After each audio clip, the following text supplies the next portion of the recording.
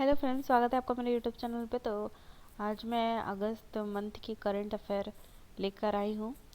तो ये आज हम इसमें पॉलिटी का टॉपिक करेंगे। ओके, फिर एक एक करके हर एक टॉपिक को एक एक दिन में मैं करवाऊँगी। तो आप लोग बने रहे मेरे चैनल पे। अगर वीडियो अच्छा लगता है तो सब्सक्राइब करें। सब्सक्राइब फ्री ऑफ कॉस्ट है, इसमें आपको कोई भी चार्जेस नहीं लगेंगी। तो आप सब्सक्राइब करें और अगर वीडियो पसंद आता है तो लाइक करें। ओके, तो आज हम 4 टॉपिक को कंप्लीट करेंगे। जातिगत जनगणना, संसद की घटती उत्पादकता और न्यायपालिका में महिलाएं और जुआ गैम्बलिंग। ओके, तो आज हम ये चारों टॉपिक को कंप्लीट करेंगे। फिर नेक्स्ट टॉपिक हम कल के लिए रहने देंगे। ओके, तो ये हमारा फर्स्ट टॉपिक है, राज्य व्यवस्था और शासन। ओके, तो ये देखिए, तो ये सुर्खियों में इसलिए रहा है कि 2021 का जो जनगणना हुआ उसमें क्या है कि जातिगत जनगणना को शामिल किया गया।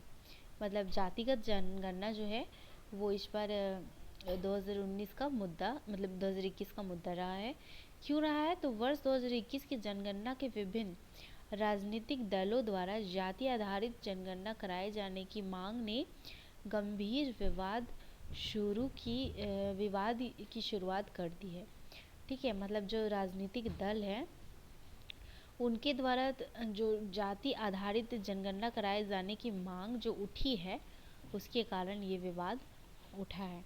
तो जातिगत जनगणना से आप क्या समझते हैं? तो जातिगत जनगणना क्या होता है कि जनगणना के कार्यों में जनसंख्या के आंकड़ों का जातिवार समीकरण, मतलब कि जहाँ पे जनगणना का है जो हमारा ये होता है डेटा, जहाँ पे कलेक्शन होता है वहाँ पे जाति आधारित डेटा का कलेक्शन होता है। ठीक है, तो 1931 की जनगणना के आधार पर जनसंख्या के आंकड़ों के साथ भारत की अंतिम प्रकाशित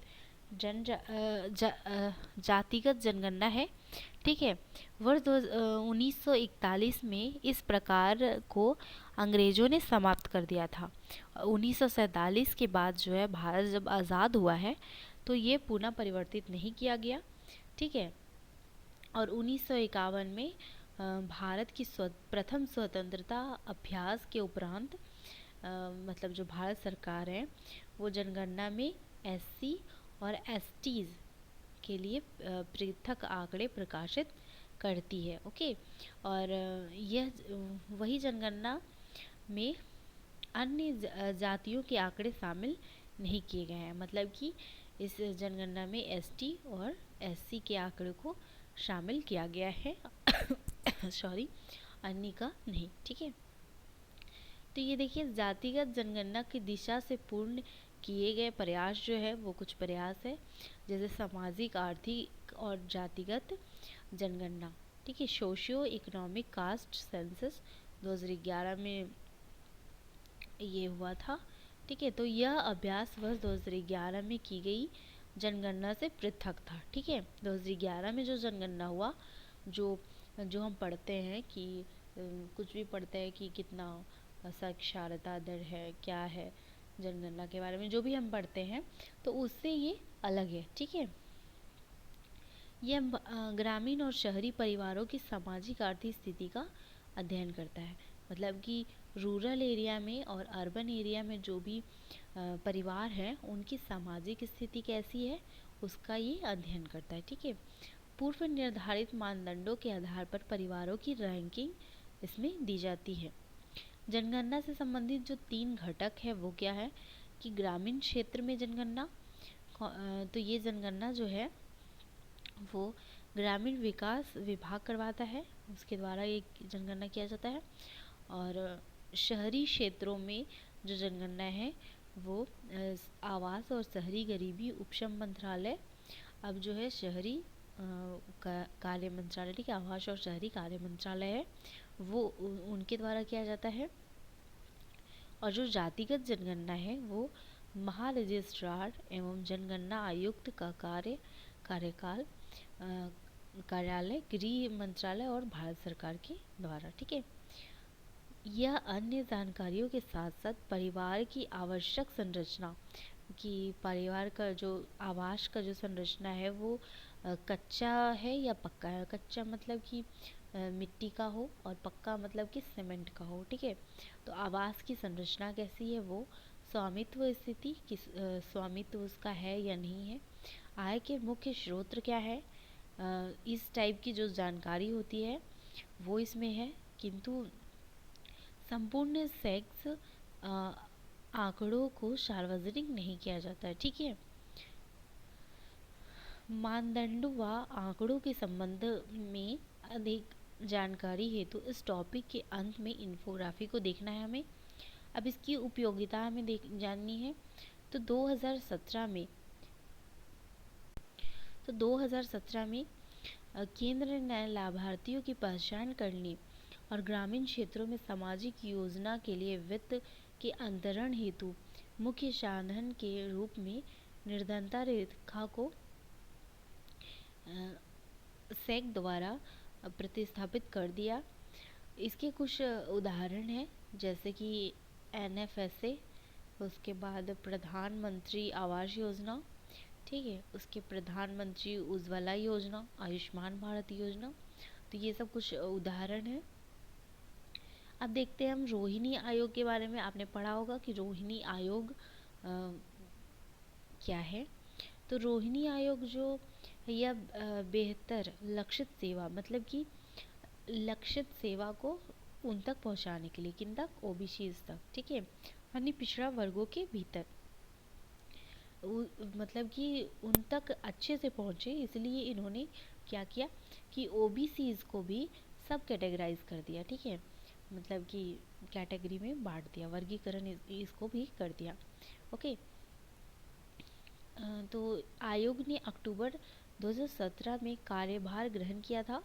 ठीक है, रोहिणी आयोग ने, और इसकी जो अध्यक्षता है वो दिल्ली के हाई कोर्ट के सेवानिवृत्त जो मुख्य न्यायाधीश थे जी रोहिणी, वो कर रहे हैं, मतलब कर रहे थे। ठीक है, 2017 में आयोग को आरक्षण के लिए OBC के भीतर श्रेणियों का निर्माण करने की संभावना की जांच करने हेतु गठित किया गया था।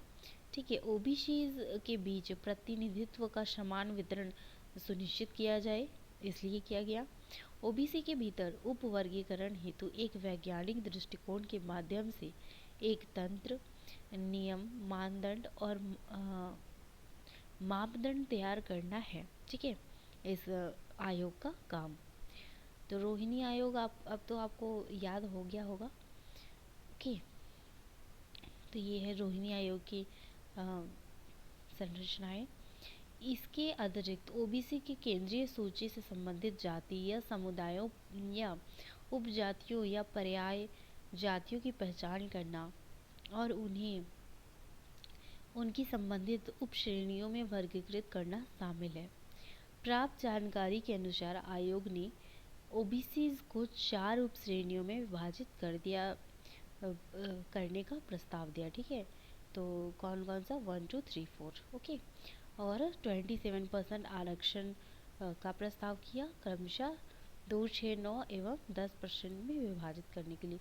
मतलब कि जो कैटेगरी 1 में है उनको 2% मिलेगा, जो कैटेगरी 2 में है उनको 6% आरक्षण मिलेगा, जो कैटेगरी 3 में है उनको 9% आरक्षण मिलेगा, और जो कैटेगरी 4 में है उनको 10% आरक्षण मिलेगा, और टोटल आरक्षण मिल गई 27% हो जाएगा। ओके, तो इस टाइप से सब कैटेगराइज किया गया, मतलब प्रस्ताव किया गया इस टाइप का। OBC से संबंधित सभी अभिलेखों के पूर्ण डिजिटलीकरण किए जाने तथा OBC प्रमाण पत्र जारी किए जाने की एक मानवकृत प्रणाली की भी संस्तुति की गई।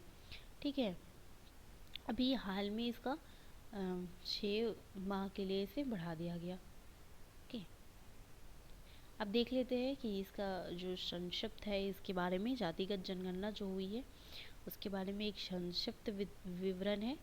तो 1830 में ये पहली बार शुरू हुआ। किन्होंने कराया, तो हेनरी वॉल्टन ने। ठीक है, हेनरी वॉल्टन ने।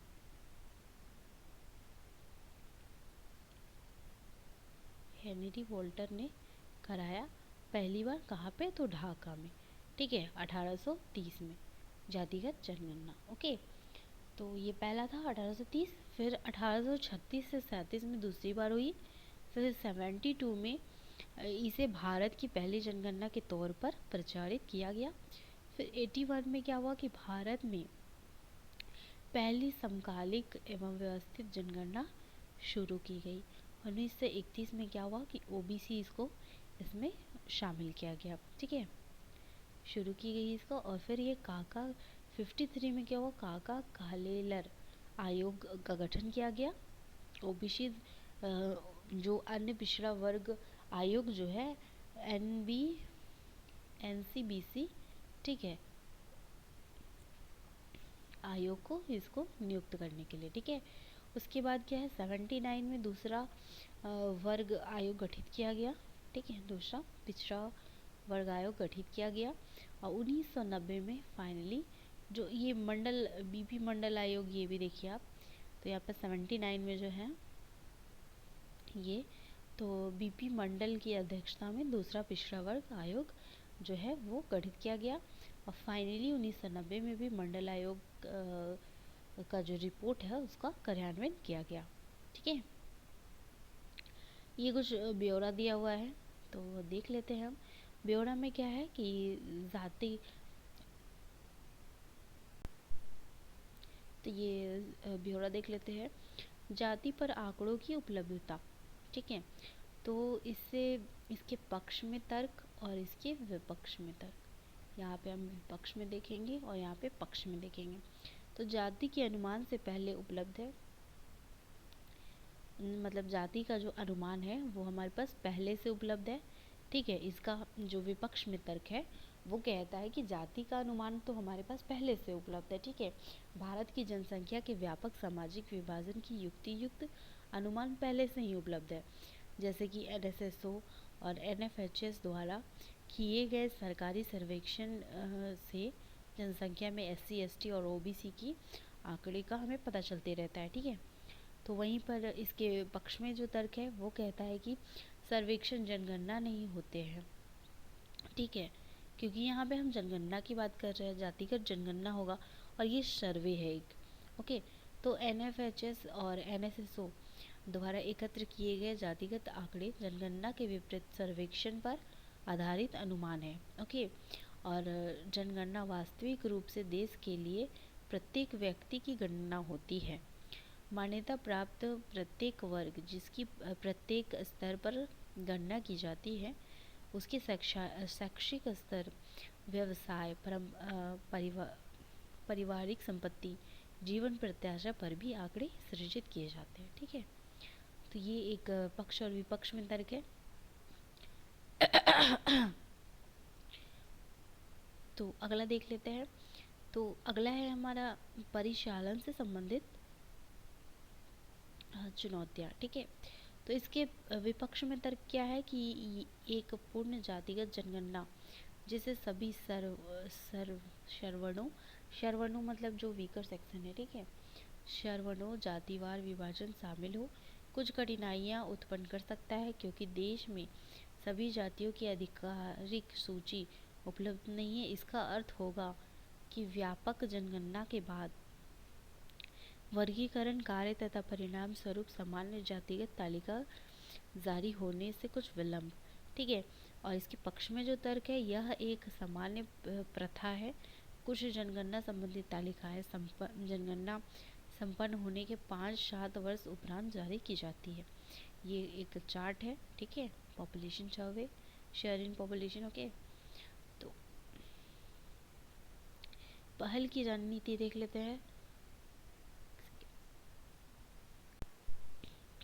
तो ये देखिए, तो पहल की रणनीति की सामान्यतः ऐसा कहा जाता है कि भारत में मतदाता केवल अपनी जाति के लिए मतदान करते हैं।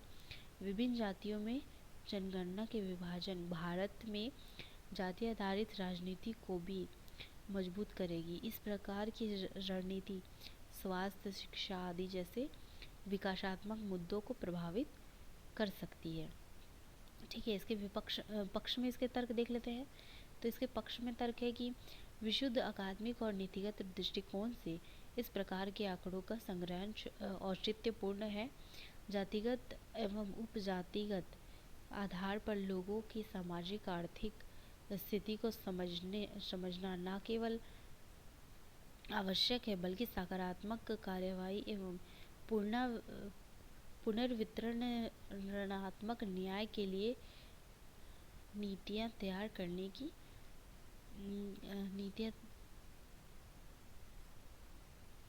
करने में भी मूल्यवान है। ठीक है, सुप्रीम कोर्ट की जो इंदिरा शाहनी वाद आया था निर्णय, उसमें भी सुप्रीम न्यायालय ने मांग की थी कि आरक्षण के लाभों से विशेषाधिकार प्राप्त जातियों को बाहर करने के लिए प्रत्येक 10 वर्ष के अंतराल पर इस तरह के साक्ष्य या आंकड़े को एकत्रित किया जाए। ठीक है, फिर नेक्स्ट है हमारा आरक्षण हेतु मांग में वृद्धि।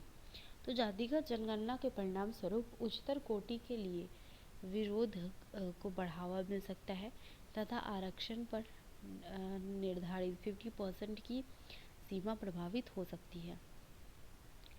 आदतन जातिगत आंकड़ों के अभाव ने विभिन्न सामाजिक समूहों की सार्वजनिक रोजगार तथा केंद्रीय शैक्षणिक संस्थाओं में प्रवेश हेतु आरक्षण की मांग को प्रभावित नहीं किया है। विगत एक दशक में जाटों, पटेलों और मराठों द्वारा आरक्षण की मांग को लेकर व्यापक जन आंदोलन देखे गए हैं, जिसमें से कुछ विरोध प्रदर्शन हिंसक हो गए थे। ये मांगे उन वर्गों के आकार तथा ओबीसी, एससी, एसटी वर्गों की तुलना में उनके वंचन के स्तर को वैज्ञानिक साक्ष्य पर आधारित नहीं थी। ओके, तो ये सब कुछ इसमें तर्क और वितर्क है। ठीक है, पक्ष और विपक्ष। फिर आगे की कुछ राहें दी गई है। ठीक है, तो इन राहों को हम देख लेते हैं। आगे की राहें दी गई है कि जो जातिगत आंकड़े हैं उनकी उपयोगिता को समझना क्या है कि पहले से मौजूद जातिगत आंकड़े तथा सरकार और उनके विभिन्न विभागों द्वारा लाभ देने या वापस लेने हेतु इनको कैसे समझा तथा उपयोग किया गया है, इस तथ्य पर चर्चा की जानी चाहिए। इसके अतिरिक्त सामाजिक असमानता और सामाजिक परिवर्तन के मानचित्रण के महत्वपूर्ण शैक्षणिक अभ्यास के लिए भी इसकी उपयोगिता है। सभी उपलब्ध आंकड़ों का समग्र रूप से अध्ययन करना, जो जनगणना में से संबंधित जो समेकित आंकड़े NSSO और NFHS जैसे बड़े डेटा सेट्स से संबंधित करना चाहिए तथा उनका संकलन करना चाहिए।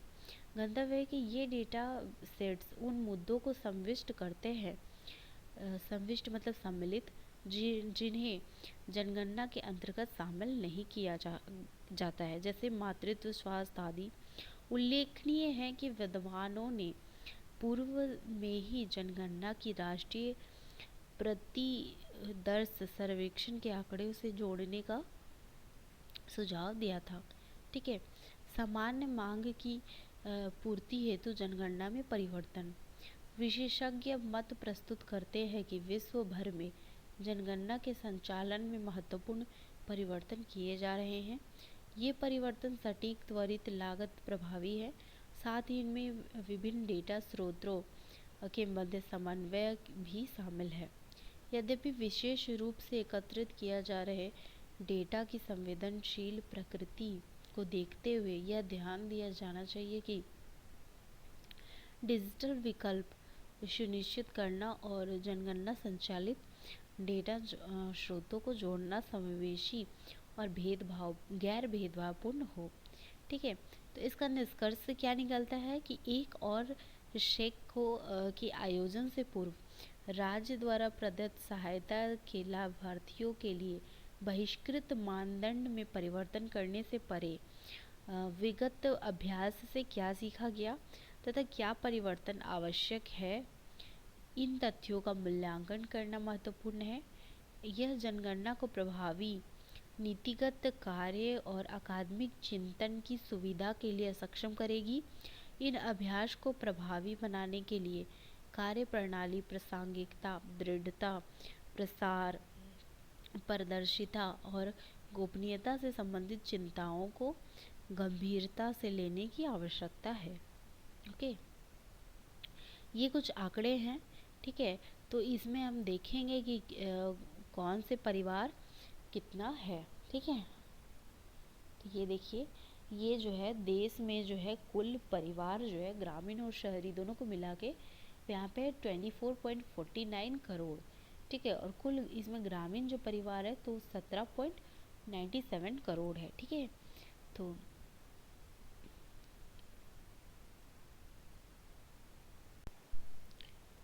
ओके, तो यहाँ पे हम देखेंगे कि ये 24.49 करोड़ टोटल है, जिसमें 70.97 करोड़ ये है।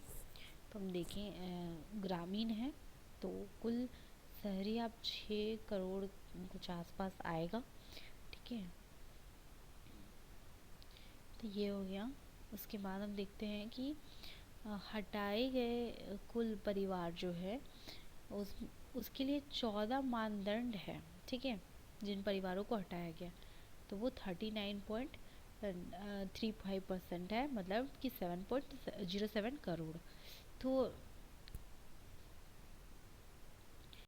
ऐसे परिवारों को हटाया गया जिनके पास मोटर युक्त हो जो परिवार, जैसे 2 व्हीलर हो, 3 व्हीलर हो या 4 व्हीलर हो, ठीक है, मछली पकड़ने वाले या फिर नौका वाले हो। बट आई थिंक कि 2 व्हीलर्स वालों को नहीं करना चाहिए, ओके, क्योंकि 2 व्हीलर मीन्स साइकिल भी आ गया, तो इसलिए। तो मशीनीकृत 3 से 4 पहिया वाला कृषि उपकरण, किसान क्रेडिट कार्ड जिसका क्रेडिट सीमा 50,000 रुपये से अधिक हो, कोई भी परिवार जो सरकारी कर्मचारी हो, ये तो कंफर्म ही होना ही चाहिए। सरकार के पास गैर कृषि उद्यम पंजीकृत करा रखे परिवार, ठीक है। यदि परिवार के पास किसी सदस्य के पास 10,000 रुपये प्रति माह से अधिक की आय हो, ठीक है, और यदि परिवार के पास 2.5 एकड़ से अधिक सिंचित भूमि का स्वामित्व और एक सिंचित उपकरण हो, तो ऐसे अगर परिवार ये सब में से कोई अगर क्वालिटी को मतलब कि फुलफिल करेगा तो उसे क्या है कि ये जो बहिष्कृत मानदंड, ये मतलब कि जो हमारा वंचित वर्ग है उससे बाहर कर दिया जाएगा, ठीक है। तो वंचित वर्ग जो बाहर हुए हैं उनमें है टोटल जो है 24.49 करोड़, उसमें 7.07 करोड़ बाहर हो चुके हैं, ठीक है, परिवार।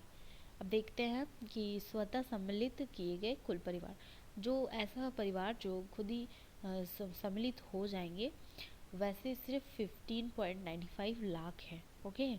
निकले करोड़ लेकिन आए सिर्फ लाख। वो किस टाइप के होंगे? आश्रयहीन परिवार, निर्धन भिक्षा पर गुजारा करने वाले परिवार, हाथ से मैला ढोने वाले परिवार, आदिम जनजाति के हों, ठीक है, वैध रूप से मुक्त किए गए बंधुआ मजदूर, ठीक है। तो ये सब अगर कोई मानदंड को पूरा करता है तो वो वंचित श्रेणी में खुद ब खुद आ जाएगा, ठीक है। तो ऐसे जो श्रेणी में आए हुए लोग हैं वो सिर्फ और सिर्फ 15.95 लाख है। लोग नहीं, परिवार की मैं बात कर रही हूँ, ओके। मैं नहीं, मतलब कि ये कंटेंट ही परिवार की ही बात कर रहा है, ठीक है। तो परिवार जिन्हें वंचित वर्ग की श्रेणी में रखने के का विचार किया गया है वैसा 10.74 करोड़ है, ऐसा विचार किया गया है, ये कंफर्म अभी नहीं है। परिवार जिन्हें वंचित श्रेणी के लिए में नहीं रखा गया, वंचित श्रेणी की परिवार जिन्हें वंचित श्रेणी की श्रेणी में नहीं रखा गया वो परिवार है 2.01 करोड़। ऐसे परिवार है जिनको इसमें शामिल ही नहीं किया गया, ठीक है। परिवार जो वंचित होने के 7 मानदंडों में कोई भी एक को पूरा कर रहा हो तो वो भी वंचित कहला गया। जैसे कि उसके पास अगर मतलब पूरा निर्धन है, सब कुछ है, मैंने बताया कि 2 व्हीलर हो, अगर आप साइकिल भी हो तो फिर ये हो गया ख़त्म, ठीक है। तो उस टाइप का परिवार जो है वो है 8.73 करोड़, और इसी में सबसे ज़्यादा होना भी है क्योंकि सबसे क्रिटिकल यही है। ओके, सेकंड हम देखते हैं तो संसद की घटती उत्पादकता। ठीक है, डिक्लाइनिंग प्रोडक्टिविटी ऑफ पार्लियामेंट। ऐसा क्यों हो रहा है? तो ऐसा नहीं है कि उत्पादकता की कमी आ गई है, तो फिर ये कुछ कारणों से है या फिर ऐसा कुछ है। तो फिर हम देखते हैं कि ये आखिर ऐसा क्यों हो रहा है। ठीक है, तो लोकसभा को अनिश्चित काल के लिए स्थगित कर दिया गया है। ठीक है, हाल में इसी के साथ मॉनसून सत्र की भी समाप्त हो गई। मॉनसून सत्र 2 दशकों में लोकसभा के लिए तीसरा सबसे कम उत्पादक मतलब 22% सत्र था। ठीक है, इस सत्र में 22 घंटे ही कार्य संचालित हुए हैं, ओनली 22 घंटा। ठीक है, संसद का सत्र आहूत करने के बारे में तो ये देख लेते हैं। पहले हम लोग कॉन्स्टिट्यूशन से रिलेट कर लेते हैं इसे। ठीक है, तो संसद का जो सत्र है वो आहूत करने के बारे में आर्टिकल 85 में इसका मेंशन है। ओके, संसद का सत्र आहूत करने की शक्ति सरकार के पास है। यह निर्णय संसदीय मामलों के मंत्रिमंडलीय समिति द्वारा लिया जाता है। इस निर्णय को राष्ट्रपति द्वारा औपचारिक रूप राष्ट्रपति के द्वारा प्रदान किया जाता है, जिसके नाम पर सांसदों को एक सत्र की बैठक के लिए बुलाया जाता है। ओके, तो यहाँ पे भारत को कोई निश्चित संसदीय कैलेंडर नहीं है। भारत का कोई भी निश्चित संसदीय कैलेंडर नहीं है। अभी मैं आपको आगे बताऊंगी कि संसदीय कैलेंडर किसे आप कह सकते हो। ओके, परंपरा के रूप के अनुसार संसद की बैठक एक वर्ष में 3 सत्र में होती है, बजट सत्र, मॉनसून सत्र और शीतकालीन सत्र। ठीक है, तो यहाँ पे देखते हैं अन्य संबंधित तथ्य। तो क्या है कि हालिया मानसून सत्रों को निर्धारित तिथि से 2 दिनों पूर्व ही अनिश्चितकाल के लिए स्थगित कर दिया गया, क्योंकि विपक्ष द्वारा विभिन्न मुद्दों पर विरोध किया जा रहा था। तो विपक्ष अगर मुद्दों पर विरोध कर रहा था तो इन्होंने सत्र ही स्थगित कर दिया। अधिकांश दिनों में शून्य काल और प्रश्न काल में व्यवधान देखा गया था। यह लगातार चौथा सत्र है जिसकी अवधि कम रही। हो सकता है कोविड-19 भी एक बहुत मेजर वजह हो सकता है। ठीक है, संसद की बैठक का समय क्यों कम हो रहा है तो ये भी हम जान लेते हैं। तो संसद की बैठकों में कमी का प्रभाव।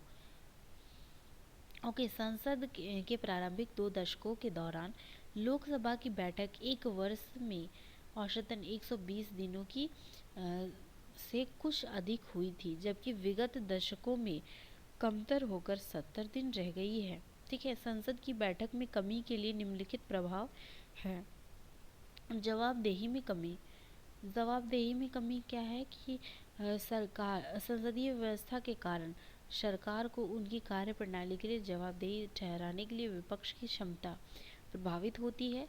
प्रश्नकाल के संचालन में व्यवधान आने के कारण मंत्रियों को ना तो मौखिक रूप से प्रश्नों के उत्तर देने पड़ते हैं और ना ही अपने मंत्रालयों द्वारा किए गए कार्यों पर सुनिश्चित आगे की कार्यवाही का सामना करना पड़ता है। ओके,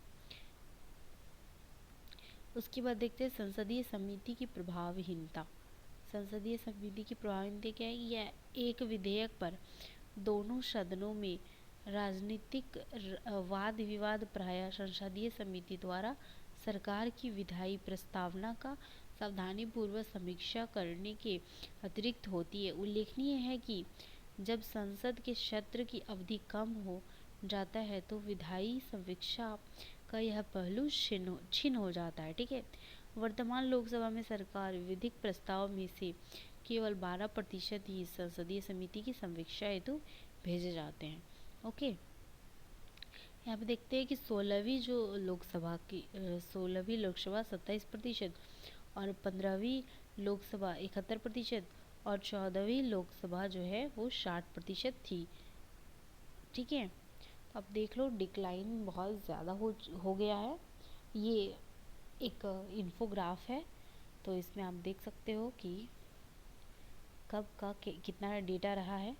तो ये 2018 का डेटा है और 2012 का है। फिर यहाँ पे आप देख सकते हो कि 1958 का डेटा है। ये कुछ कमियों का जो मोटा मोटी कारण आपको एक दे दिया है। ठीक है, संसदों के बीच असंतोष, ठीक है, उदासीन सरकार, राजनीतिक पार्टियों का संसदीय नियमों की पालन नहीं करना, ठीक है, विघ्न पहुंचाने वाले सांसदों के विरुद्ध तुरंत कार्रवाई की व्यवस्था का अभाव, स्थायी समितियां, बैठक के घंटे निर्धारित नहीं किए गए हैं, कोविड महामारी के कारण दोनों सत्रों की समयावधि कम करनी पड़ी। ठीक है, तो ये सब आप याद रखना। अगला देखते हैं इसका प्रभाव किस कारण से नहीं हुआ। तो विधेयकों का अविलंबन पारित किया जाना। ठीक है, लगातार व्यवधानों के बीच लोकसभा में एक विधेयक को पारित करने में औसतन 10 मिनट से, ठीक है, और कुछ महत्वपूर्ण विधेयक जो है वो लंबित है, जैसे व्यक्तिगत डेटा संरक्षण विधेयक 2019, सरोगेसी विधेयक 2019, अंतर्राज्यीय नदी जल विवाद संशोधन विधेयक 2019 आदि 2 वर्ष से अधिक समय से संसद में लंबित है। ऐसे महत्वपूर्ण विधेयक को तत्काल पारित और अधिनियमित किए जाने के लिए संसद का प्रभावी कार्यान्वयन कार्य संचालन आवश्यक है। बोझ प्रवृत्ति, कथित तौर पर हालिया शीतकालीन सत्र में सरकारी कोष पर 133 करोड़ रुपए से अधिक का व्यय भार उत्पन्न हुआ है। अध्यादेश का अविवेक का उपयोग, जब संसद सत्र में नहीं होता है तो सरकार विधायी परिवर्तन के उद्देश्यों से अध्यादेश आश्रय लेती है। कार्यपालिका का अध्यादेश जारी करने की शक्ति कार्यपालिका एवं विधायिका के बीच शक्ति के पृथक्करण की मूल अवधारणा का उल्लंघन है। यहाँ पे देख सकते हैं जो संसद की बैठक है उसका महत्व क्या है कि विधि का निर्माण करना, सरकार के कामकाज की समीक्षा करना और राष्ट्रीय विषयों पर चर्चा करना। ठीक है,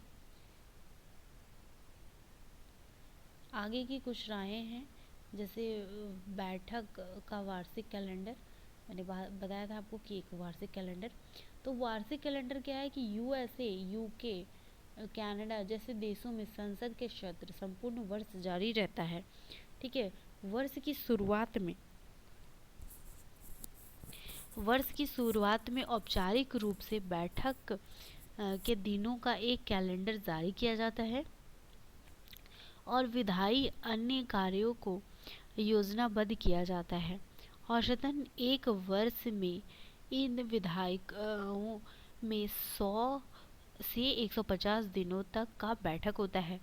भारत में ऐसे कैलेंडर की अनुकरण कर सकते हैं भारत भी। ठीक है, तो बैठक के दिनों की संख्या में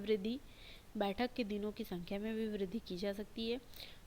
सदस्यों का प्रशिक्षण, ठीक है, और चर्चा जो है संसदीय चर्चा की गुणवत्ता में सुधार, जैसे प्री लेजिस्लेटिव स्क्रूटनी जो होता है, पूर्व विधायिक समीक्षा, ठीक है, और विपक्षी दलों के लिए चर्चा के अवसर में वृद्धि और संसदीय पुस्तकालय का लाभ उठाना, ये सब जैसे कि कुछ लाभकारी कार्य हो सकते हैं। और आभासी बैठक, ठीक है, जैसे कि बहुत सारा अभी जो भी कोविड-19 के दौरान मीटिंग्स हुई है वो आभासी हुआ है, तो उस टाइप से करके किया जा सकता है। ठीक है, अब देखते हैं हम थर्ड टॉपिक, न्यायपालिका में महिला। ओके, तो उच्चतम न्यायालय में पहली बार 3 महिला न्यायाधीश सहित 9 न्यायाधीशों ने एक साथ शपथ ग्रहण किया है। ठीक है, उच्चतर न्यायपालिकाओं में न्यायाधीशों की नियुक्ति, ये संविधान रिलेटेड हो गया हमारा, तो देख लेते हैं इसे भी हम। तो आर्टिकल 124 का सब आर्टिकल 2, ठीक है, और आर्टिकल 217, तो इसमें सुप्रीम कोर्ट और इसमें हाई कोर्ट, ठीक है, के न्यायाधीशों की नियुक्ति के बारे में बताया गया है। ओके, उसके बाद देखते हैं दोनों के प्रावधानों के तहत राष्ट्रपति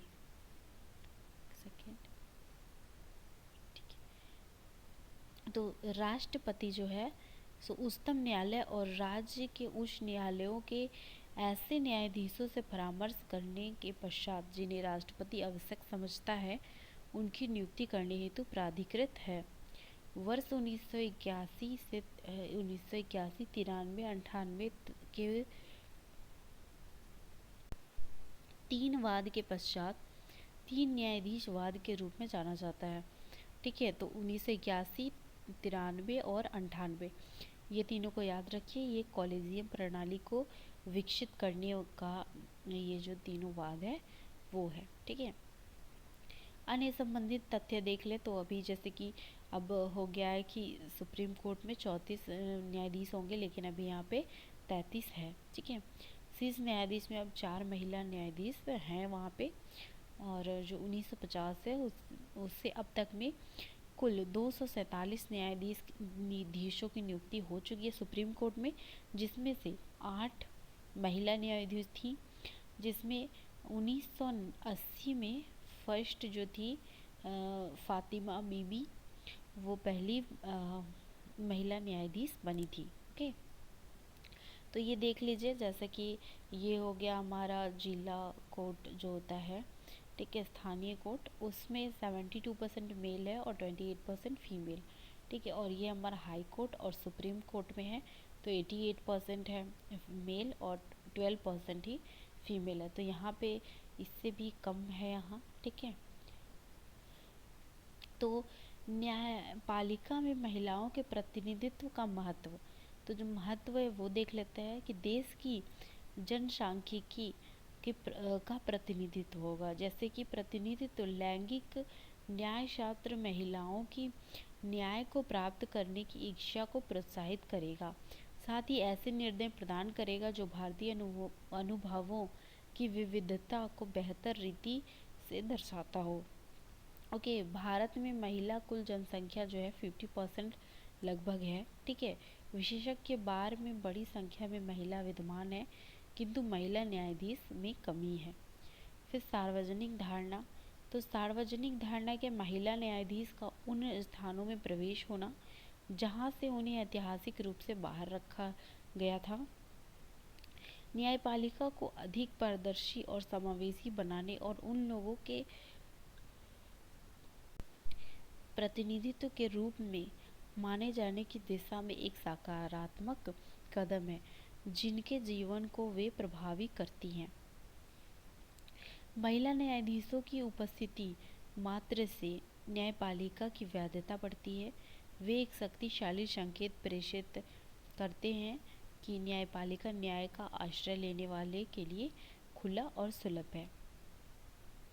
फिर है निर्णय लेने के लिए भिन्न प्रकार, निर्णय जैसे कि निर्णय लेने की प्रकार जो होती है वो भी भिन्न होगी, क्योंकि महिला न्यायाधीशों को भी आम महिला के समक्ष आने वाली सभी सामाजिक और सांस्कृतिक चुनौतियों का सामना करना पड़ता है। इन चुनौतियों के जटिल पारिवारिक रिश्ते दायित्व शामिल हो सकते हैं। महिला न्यायाधीश उन अनुभवों को अपने न्यायिक कार्यों में समाहित करती है। ऐसे अनुभव एक अधिक व्यापक और सहानुभूतिपूर्ण परिप्रेक्ष्य की ओर ले जाते हैं। इसमें न केवल न्यायिक कार्यवाही के लिए विधिक आधार शामिल होते हैं, बल्कि प्रभावित लोगों पर परिणामों के बारे में जागरूकता भी शामिल होता है। ठीक है, रोल मॉडल क्या है कि इस दिशा में इस प्रकार का कोई भी कदम समाज के लिए एक आदर्श सिद्ध होगा। ठीक है, इससे कई युवा छात्राएं जो है वो आगे आ रही हैं और वो भी विधि शास्त्र का एक वृत्तिका के रूप में चयन कर रही हैं। न्यायपालिका में महिला अधीनस्थ में आप देख सकते हो कि कौन से स्टेट में कहाँ कितनी है। ठीक है, ये देखिए, और यहाँ पे हम रिजर्वेशन भी देख लेंगे। तो यहाँ पे आपको बिहार में रिजर्वेशन मिल जाएगा 35% और झारखंड में 5%, यूपी में 20%, बाकी कहीं पे रिजर्वेशन हमें नहीं देखने को मिल रहा है। ठीक है, ऑल इंडिया भी रिजर्वेशन देखने को नहीं मिल रहा है। और परसेंटेज ऑफ जजेस जो है सबसे ज़्यादा परसेंट ऑफ जजेस दिल्ली में है, 34.76, ठीक है। और सबसे ज़्यादा जजेस की बात करें महिला जजेस की, तो वो यूपी में है, लेकिन परसेंटेज वाइज आपका दिल्ली में है, ठीक है। और अगर जजेस की संख्या के बारे में बोला जाए तो वो यूपी में है, ओके। और ओवरऑल मेल और sorry sorry sorry by mistake मैंने यूपी कह दिया, ये यूपी नहीं, ये महाराष्ट्र में है, 596 है, ठीक है। क्योंकि यूपी में महाराष्ट्र में सबसे ज़्यादा जजेस भी हैं, 2025, ठीक है। तो यहाँ पे है, लेकिन परसेंटेज में दिल्ली सबसे ज़्यादा है, ठीक है। सेकंड नंबर पे यूपी है, ओके। और बिहार में भी अप्रॉक्सीमेट 100 अब हो ही जाएगा, या एक दो आंकड़े में कमी भी होती है, तो ये है, ओके। महिला न्यायाधीशों का यह प्रतिशत अधीनस्थ न्यायालयों में न्यायाधीशों की कुल संख्या का प्रतिशत है। महिला न्यायाधीश के लिए आरक्षण 5 से 35% तक है। सभी राज्य द्वारा अधीनस्थ न्यायालयों में आरक्षण प्रदान नहीं किया गया है। उच्च न्यायालय और उच्चतम न्यायालय में कोई भी आरक्षण नहीं है, ठीक है। ये जो आरक्षण दिया हुआ है वो सिर्फ और सिर्फ अधीनस्थ न्यायालय के लिए है, जो ठीक है जिला स्तर पे न्यायालय होते हैं उनके लिए है। सुप्रीम कोर्ट और हाई कोर्ट में ऐसा कोई भी जो है हमारा रिजर्वेशन नहीं है, ठीक है। तो ये चीज़ आप याद रखना, कोई भी रिजर्वेशन नहीं है। न्यायपालिका में महिलाओं के सम्मुख चुनौतियाँ, पितृसत्तात्मक समाज, ठीक है। इंटरनेशनल कमीशन ऑफ जूरिस्ट के एक अध्ययन के अनुसार न्यायपालिका में महिलाओं का कम प्रतिनिधित्व प्रायः लैंगिक रूढ़िवादिता का कारण होता है। कठोर और बंद भर्ती प्रक्रिया, रिसाव युक्त प्रक्रिया, ठीक है, कठोर पात्रता मानदंड, कॉलेजियम प्रणाली से भी ये होता है कि न्यायाधीश जो है पुरुष प्रधान रहते हैं, ठीक है, और वो किसी पुरुष को ही चुनते हैं सामान्यतः, ओके। तो ये भी है एक बहुत बड़ा मुद्दा। निम्न स्तरीय अवसंरचना, जो विधि सेंटर फॉर लीगल पॉलिसी की रिपोर्ट है 2019 में जो है, उसके अनुसार 15% न्यायपालिकाओं में महिलाओं के लिए शौचालय भी उपलब्ध नहीं है, ओके। उसके बाद फिर देख लेते हैं कि विधि की एक अन्य रिपोर्ट से यह ज्ञात होता है कि भारत में 555 जिला न्यायालयों में से केवल 40% में ही महिलाओं के लिए शौचालय की सुविधा है, जबकि 100 जिलों में महिलाओं के लिए शौचालय की सुविधा नहीं है, ओके। बारंबार मतलब ट्रांसफ़र, ओके। न्यायाधीशों को प्रत्येक 3 वर्ष में स्थानांतरित कर दिया जाता है। इसे न्यायिक प्रणाली में लैंगिक अंतराल को भरने के लिए एक चुनौती के रूप में देखा जा सकता है, क्योंकि भारतीय समाज में परिभाषित लैंगिक भूमिका महिला हेतु करियर के लिए अपने घरों से दूर रहना दुर्लभ बना देती है। अवसरों तक सीमित पहुंच, ओके। आगे की भी कुछ राहें हैं, कुछ उपाय किए जा सकते हैं कि महिलाओं के प्रतिनिधित्व पर ठोस आंकड़े, ओके। उसके बाद फिर हमारा यहाँ पे प्रतिनिधित्व पर ठोस आंकड़े, फिर चयन की प्रक्रिया में पारदर्शिता, आरक्षण, महिला मुख्य न्यायाधीश की आवश्यकता, लैंगिक भेदभाव के प्रति संवेदनशीलता, ठीक है। फिर हमारा यहाँ पे नेक्स्ट है गैम्बलिंग, ओके, जुआ या फिर सट्टा भी आप कह सकते हो। हाल ही में दिल्ली हाई कोर्ट में दायर एक याचिका में ऑनलाइन जुआ खेलने वाली वेबसाइट को प्रतिबंध करने हेतु उचित कदम उठाने की मांग की गई है, ठीक है। अब यहाँ पे देख लीजिए कि गैम्बलिंग और लॉटरी दोनों में क्या फ़र्क है।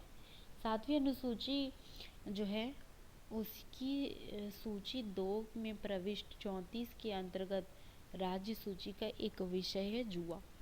वित्त विधेयक अधिनियम 1994 की धारा 65 बी सब धारा 15 के अनुसार सट्टेबाजी या जुआ का अर्थ विशेष रूप से कुछ मूल्यवान वस्तु विशेषकर पैसे को खेल या प्रतियोगिता के परिणाम स्वरूप उत्पन्न होने वाले जोखिम के बारे में जानते हुए लाभ की उम्मीद से दांव पर लगाना। ठीक है। खेल या प्रतियोगिता का परिणाम संयोगवश या दुर्घटनावश अथवा हो भी सकता है या नहीं भी हो सकता है, संभावना से निर्धारित होता है। लॉटरी के बारे में देख लेते हैं। लॉटरी को भारत की अनुसूची संविधान की 7वीं अनुसूची की सूची 1 की प्रविष्टि 40 के अंतर्गत उल्लिखित किया गया है। सामान्यतः जुए की सीमा से बाहर रखा गया है। लॉटरी विनिमय अधिनियम के द्वारा नियंत्रित है। ठीक है। अन्य इसका संबंधित तथ्य देख लेते हैं। इस याचिका में यह दावा किया गया है कि भारत के विभिन्न राज्यों द्वारा जुए आदि गतिविधियों को प्रतिबंधित करने संबंधित कानून लागू होने के बावजूद जुआ, बैटिंग, सट्टेबाजी जो भी होती है उसके लिए वेबसाइट बड़ी संख्या में अभी भी उपलब्ध है। केंद्र द्वारा दिल्ली हाई कोर्ट से संबंधित सूचित किया गया है कि ऑनलाइन जुआ राज्य सूची का एक विषय है और राज्य सरकारों को ऐसी गतिविधियों को विनियमित करने हेतु कानून निर्माण करनी होगी। वर्तमान में समय में भारत की जो स्थिति है, भारत एक घुड़दौड़ वैध है। घुड़दौड़ के कुछ विशेष कौशल की आवश्यकता होती है, इसलिए यह जुए से संबंधित नहीं है। अनेक भारतीय राज्यों द्वारा लॉटरी को वैधता प्रदान की गई है। ये राज्य है गोवा, केरल, अरुणाचल प्रदेश, असम, महाराष्ट्र, एमपी, मिजोरम। ठीक है। सार्वजनिक धूत अधिनियम 1976 जो है पब्लिक गैम्बलिंग एक्ट 1976 के अंतर्गत गोवा, सिक्किम, नागालैंड, दमन में ऑनलाइन जुआ एवं कैसिंग को वैध प्रदान की गई है। ठीक है। वैधता। महाराष्ट्र में जुए पर प्रतिबंध है और जुए को बॉम्बे धूत रोकथाम अधिनियम 1887 में अवैध माना जाता है। ठीक है। सिक्किम और नागालैंड में ई गेमिंग, गेम ऑफ चांस को वैध दिया गया है। तेलंगाना में भी अपना एक तेलंगाना राज्य गेमिंग अधिनियम 1976 4 है। तेलंगाना में, अरुणाचल प्रदेश में कौशल के खेल को वैध माना जाता है। All India Gaming Federation, the rummy federation और federation of the fantasy sports ने अभी सभी विज्ञापनों के लिए एक स्व विनियमन संहिता को अपनाया है। केंद्र ने यह दावा किया है कि कोई खेल कौशल का खेल है या संयोग का खेल है अथवा खेल जुए में शामिल है या निर्धारित करने की विधायी क्षमता केवल राज्य या न्यायालयों को प्राप्त है। दावा एवं जुए को वैध बनाने के विपक्ष के तर्क। नैतिकता के विरोध, सामाजिक क्षति को रोकना। ठीक है। समाज में सर्वाधिक निर्धन वर्गों को संरक्षित करना। जुए को वैध बनाने के से जुआ खेलने को प्रोत्साहन मिलेगा। ये सब बातें इसके विपक्ष में तर्क है। और इसके पक्ष में तर्क जो है वो है अन्यथा अवैध माध्यमों के द्वारा अंतरित किए जाने वाले धन के प्रति जवाबदेही। ठीक है। मंगल समिति के अनुसार खेल दाव को वैध बनाने से काले धन के अवयव और अंडरवर्ल्ड के प्रभाव को कम किया जा सकता है, साथ ही उनकी जांच पर ध्यान केंद्रित करने और पता लगाने में सहायता भी प्रदान हो सकती है। ठीक है। लोढ़ा समिति इसी पर आई थी। ठीक है। तो इसका गठन सुप्रीम कोर्ट द्वारा किया गया। ठीक है। बीसीसीआई में सुधार की जांच करने के लिए थी ये समिति। यह समिति दांव और फिक्सिंग के मध्य स्पष्ट अंतर करती है। ठीक है। दांव क्रिकेट में लगने वाली सट्टेबाजी को वैध और फिक्सिंग को अपराध घोषित करती है।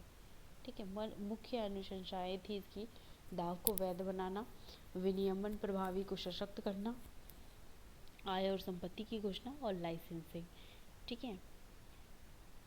और फिर ये हमारा कुछ और कुछ तथ्य है, जैसे कि 2013 में वाणिज्य और उद्योग महासंघ जो है फिक्की ने रेगुलेशन स्पोर्ट्स और बैटिंग इन इंडिया शीर्षक नामक एक रिपोर्ट जारी की थी। उसमें रिपोर्ट में था कि भूमिगत दाव बाजार का आकार जो है तीन 3 लाख करोड़ रुपए का है। ठीक है। खेल में भ्रष्टाचार को रोकना इसका काम था। ठीक है। संयोजक अपराध को नियंत्रित करना, राजस्व सृजित करना और सामाजिक हित।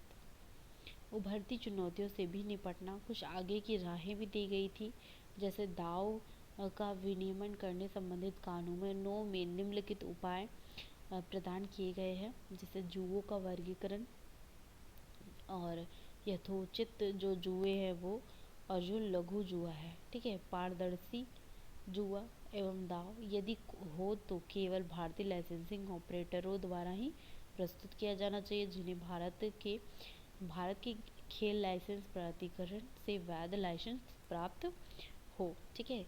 एक और प्रत्यक्ष विदेशी निवेश को विनियमित करने हेतु, दूसरी ओर धन शोधन को रोकने हेतु कठोर कानून होना चाहिए।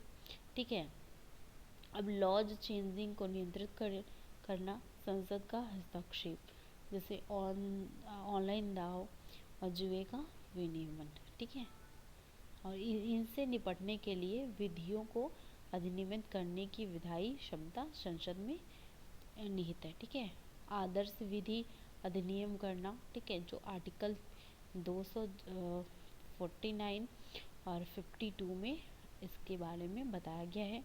जुए के विरुद्ध सूचना। ठीक है। भारतीय खेल विकास संहिता 2011 में या समय समय पर लागू होने की संहिता में भी संशोधन की आवश्यकता है। कुछ निष्कर्ष भी दिया गया है। ठीक है। और अगर आपको इसका क्विज अटेम्प्ट करना है तो आप ये बार कोड को स्कैन करें और क्विज को अटेम्प्ट करें।